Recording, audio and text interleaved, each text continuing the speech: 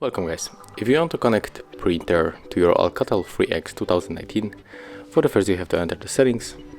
Right now just click on the network and connection, scroll down and click on the printing, go for the default print service, and right now when you have the printer that support wireless connection, you will get it in a few moments.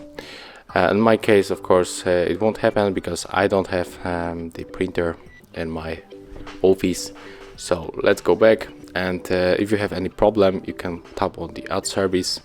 And for example, if you got the brother printer and your brother printer support the wireless connection, and you still don't get this printer on this connection list, you have to go for the plugin, get it from the Play Store, tap on the install, and go back again for the default print service, and everything will work.